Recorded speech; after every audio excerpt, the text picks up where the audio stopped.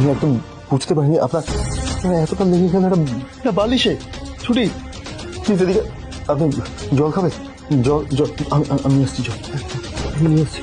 সাবিত্রী হিরণময়কে বলে, একটা কথা ভালো করে শুনে রাখুন, আশ্রয় বাড়িতে যা যা অন্যায় হতো সব অন্যায় করতো কিন্তু এই ঝুমকি, আর দোষ দিত ছুটির ওপর। হিরণময় ভাবে, এই পরীর বিরুদ্ধে সবাই কেন বারবার আমাকে এত কথা বলে, আমি কারো কথা শুনি না, আমি কি তাহলে কোনো ভুল করছি?